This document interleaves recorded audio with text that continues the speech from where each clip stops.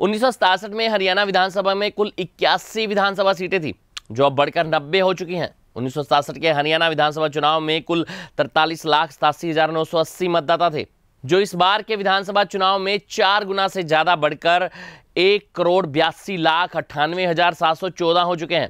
मतदाताओं की संख्या बढ़ने की वजह से पिछले 52 साल में हरियाणा में मतदान केंद्रों की संख्या में भी 4 गुना से ज्यादा बढ़ोतरी हुई है। 1967 में हुए हरियाणा विधानसभा के चुनाव में कुल 4,741 मतदान केंद्र थे, जबकि इस बार होने वाले विधानसभा चुनाव में मतदान केंद्रों की संख्या बढ़कर 19,425 हो गई है।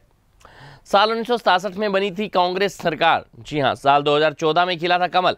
1967 के हरियाणा विधानसभा चुनाव में 81 विधानसभा सीटों में से 48 सीटों पर कांग्रेस के प्रत्याशी जीते थे, जबकि 16 सीटों पर निर्दलीयों की जीत हुई थी। 12 सीटों पर भारतीय जनसंघ के प्रत्याशी जीते थे और बाकी 5 सीटों पर अन्य दलों की जीत हुई थी।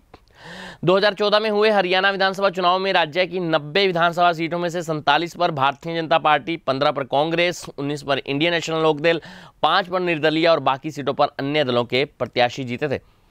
भाजपा और कांग्रेस में बताई जा रही है टक्कर। जी हां, इस बार के हरियाणा विधानसभा चुनाव में मुख्य टक्कर भारतीय जनता पार्टी और कांग्रेस के बीच बताई जा रही है, जबकि इंडियन नेशनल लोकदल और उसी से निकली जननायक जनता पार्टी का भी अच्छा प्रभाव रहेगा।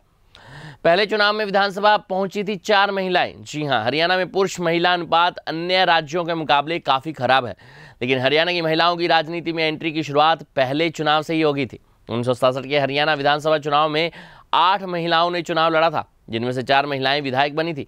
उस समय नांगल विधानसभा सीट से लखवती, इंद्री विधानसभा सीट से पी देवी, कैथल विधानसभा सीट से ओ प्रभा और रेवाड़ी विधानसभा सीट से एस देवी ने चुनाव जीता था। ये चारों कांग्रेस के टिकट पर विधानसभा पहुंची थी।